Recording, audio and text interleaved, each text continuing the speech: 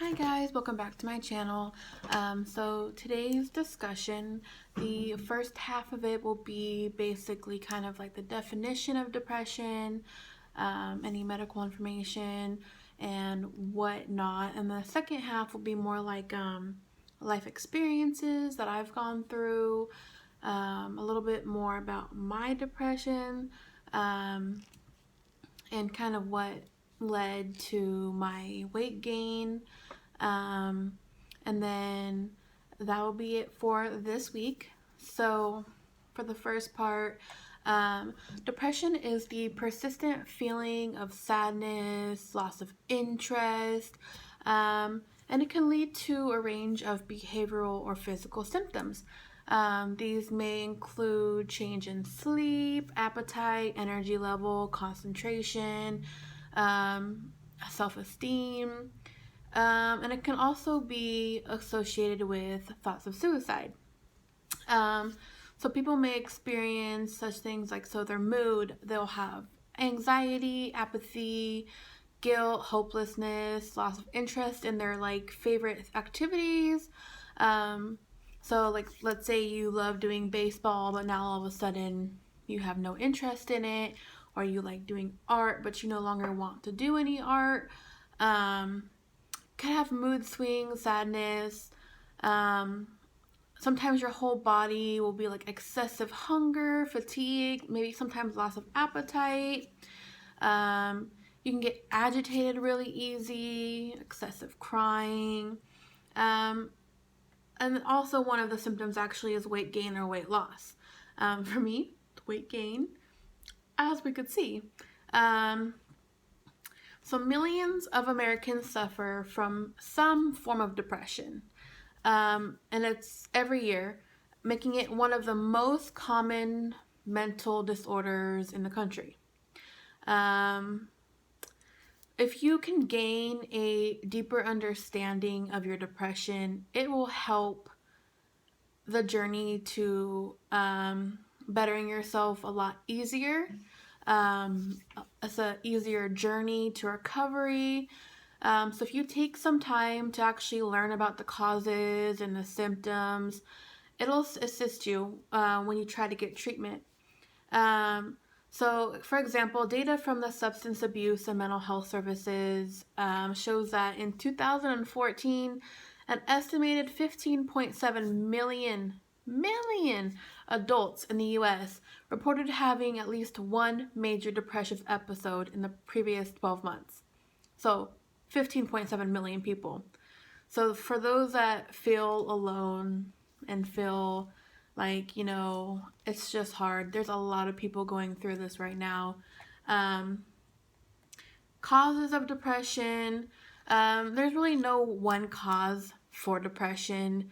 It can depend on any unique combinations, genetic makeup, environmental conditions, but many factors to take into account. So your brain structure or chemistry, sometimes you're just, wired to have depression. If your family has a history of depression, there's something to look out for. Any other history of disorders, anxiety, PTSD, any of those. Stressful or traumatic events, abuse, financial issues, death of a loved one can cause depression. Hormone changes, so for us women, our menstrual cycles, our pregnancy, the pregnancy has a post, what's it called? Whatever. I forgot what it was called. Anyways, brain fart. So there's also certain medications that can cause depression as well. Sleeping aids, blood pressure medication, and whatnot. So there's a lot of, physical things, environmental things that can cause depression. So just be aware of it. And also at the end of the video, I will insert the National Suicide Prevention Lifeline hotline for those of you that might need it, feeling like you can't hold on and you need someone to talk to. So for my life experiences, I guess we'll start from childhood, I guess. My childhood was never easy. Um, those of you who already know me might have heard my mom basically all her life and still is addicted to drugs. So you can imagine if you know someone who's has a drug addiction. Growing up isn't easy. So I don't think I've ever known my mom sober because she's always been high. Um, in the past, I want to say year, I haven't talked to my mom for 2 years now, but through family, in the past year, I've heard that she has had two hospitalizations, two, for heart problems. And she told my sister that even though she's basically almost died twice, she's going to continue to do drugs. So, growing up, my mom was, like I said, always high. Um, Me being the oldest had to take care of my siblings. At the age of 5, we lived in a bad neighborhood. So at the age of 5, I'm walking around the neighborhood looking for my mom with a baby on my hip and a toddler holding my hand. And you can imagine how scary that is. My mom, I don't know if it was withdrawals or what, if it was just her in general, but she was very abusive. Physically, emotionally, um, and being the oldest, I took a brunt of a lot of it. I want to say most of it, actually. Um, about until the age when I was 13, and I was able to stand up for myself. Um, and she wasn't as forceful as before. Um, Still a little bit of verbal abuse. You're worthless, you don't mean anything, you're stupid, a lot of other names that I won't really say because I don't know who's watching this. So with her being, addicted to narcotics, addicted to drugs, I've been in and out of foster care. The first time I want to say 9. I was only in foster care for a few days because my dad, that I didn't even know was my dad, picked me up, and I lived with him for about 2.5 years. Kind of went back to my mom after that, and then I went back to my mom when I was 11, and then when I was 13, almost 14, right before my 14th birthday, got put into foster care again. So for those of you who have experienced bad foster cares, the first one that I went to at the age of 13 was bad. I mean, they weren't bad to me, but my little brother, who was about, I think, 2 at the time, he wasn't potty trained, so they would, make him sit in his own feces and, spank him, and it was really traumatizing. Luckily, my sister told somebody and was like, hey, so we got moved out of there, and we got separated. Me and my youngest brother were put into the same home, and then my other brother and my sister got put into a separate home together. So the one that me and my little brother were put in, it was a really good foster home. I mean, I rebelled because I was a teenager and coming from the life I came from. But they really did try their best to raise me to the best of their abilities with how I was acting and how crazy I was. So one of the things that I was going through that they tried to deal with was I was very self-destructive. I used to have a really bad addiction, and it still really is an addiction. I just have learned to not do it. But my biggest addiction was self-harm. Cutting, just someone would tell me like, okay, well, if you can't deal with it, instead of cutting, try ice and salt. Well, that just burns you. So that's not really a good idea either. And then I would burn myself with other things. And then at one point, I tried to commit suicide twice. I tried to overdose on pills. And the second time, I tried to cut my wrist and bleed out. Obviously, they failed because I'm still here. But for that reason, my foster parents did put me in a psychiatric hospital, which at the time, yes, I believe they did the correct thing. At the time, I didn't think they did the correct thing. I hated them for it, and I was like really mad. Especially since I can't remember if I spent my birthday there or I got out right before my birthday. But yes, I was very self-destructive, and an addiction's an addiction. There's days still that I want to self-harm, but I have a lot of reasons now to not to. For one instance, my daughter. I have something to live for now, so I would never hurt myself again. Well, let's see what else. Another thing that led to my depression was at the age of 16. The age of 16, I was raped. It was a gang rape, and it was from someone that I thought I could trust. Obviously not. And the thing that hurt for me the most was, like, I had told my mom because I needed to get help. I needed, to be checked, but I didn't live with her. I lived with my uncle and my aunt. And my mom lived in a different city, so she had called my grandma. And because she figured my grandma would, help and whatever. So I don't know where this miscommunication came from. It was kind of like a game of telephone. My mom told my grandma, or my grandma misheard, but my grandma thought that it wasn't rape. My grandma thought I did this willingly. So for months, and my grandma's my best friend. I confide in her for everything. She's my rock, basically. And for months, she wouldn't talk to me. She was disgusted, and I can't sit here, and I didn't want to talk to her about what went on because I'm still trying to go through it. And so my grandma wasn't in charge of me, so she had to let my aunt and my uncle know. Well, she gives them the information that she, had received. And the whole time, my aunt would call me a whore. A whore, you're a whore, blah, blah, blah.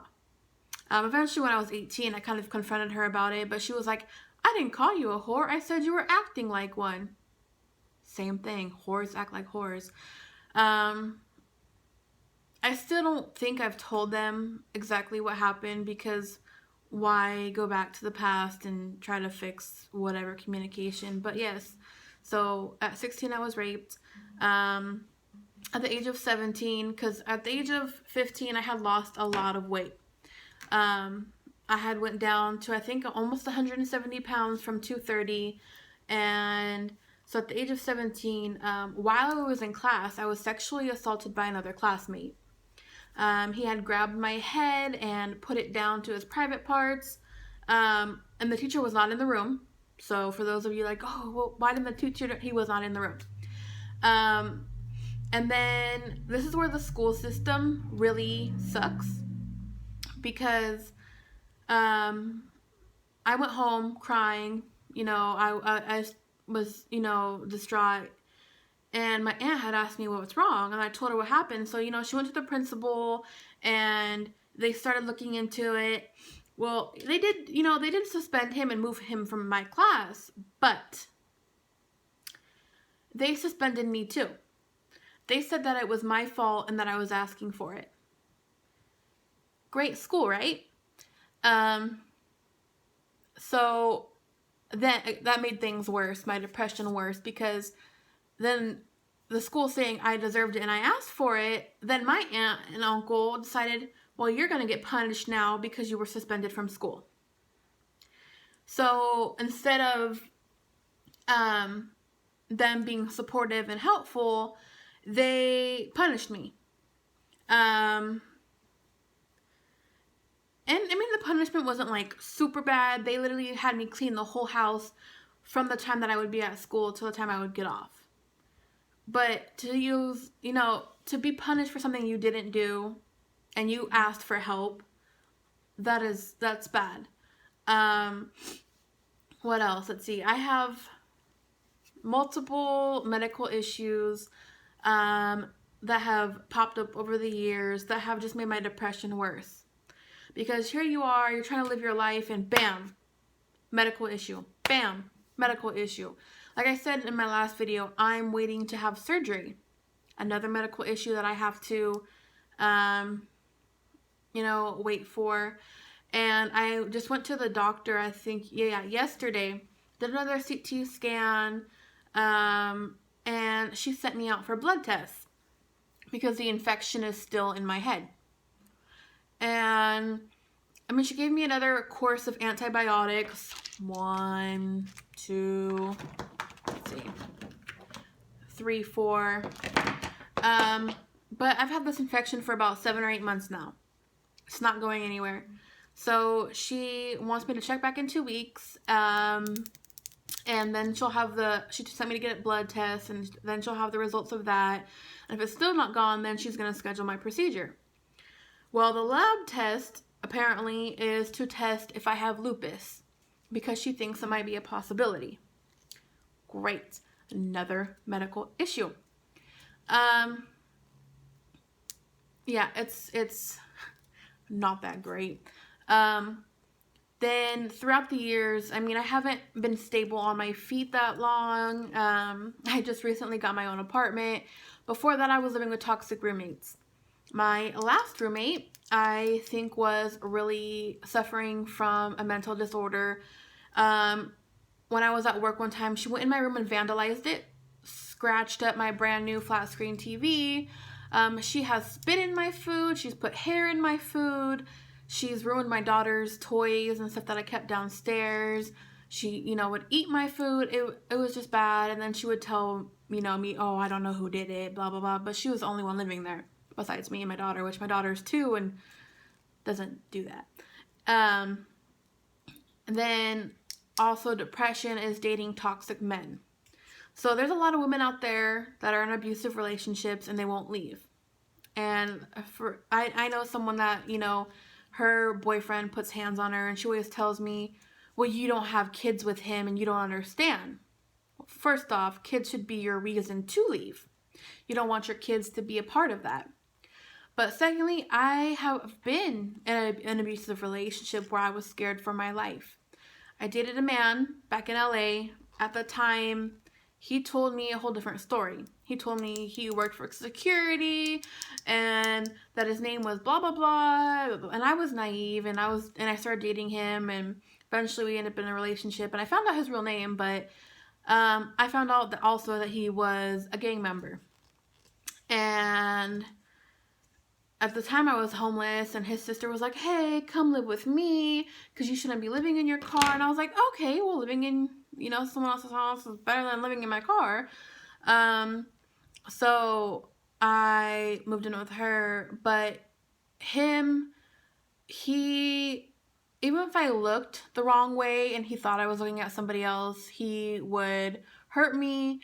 At one point, I apparently talked back to him and he choked me out.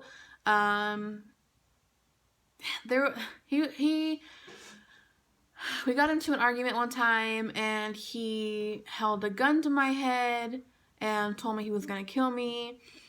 And, just that family was toxic in general, and I really did fear for my life. But I left. I didn't have a kid at the time, true, but I left because I will never stay in a toxic relationship. But all these things have caused my depression to get worse, and, this is why, my best friend knows, and she does a really good job of looking out for me. She'll ask me, when's the last time you brushed your hair? And I'll tell her, okay, well, it's been a week. When I get really depressed, I don't brush my hair. I don't clean my house. I don't do anything because, I just want to stay in bed, or, I don't want to move. So she makes sure that she stays on top of me, and I am so glad that I have her in my life, because my depression is bad, but she helps. Um, she helps a lot, and I'm so grateful for her. Um, but that's a little bit about me and about depression. As I said, I will link um, the suicide hotline below, and I will also add it to the video, so it'll be there as well. So if you have any questions, you can always, comment below, and I will respond as soon as I can. So hopefully this was helpful. And thank you guys for watching. I appreciate all the views, all the subscribers, anything that, can help me get this word across so other people can get the message too. Thank you.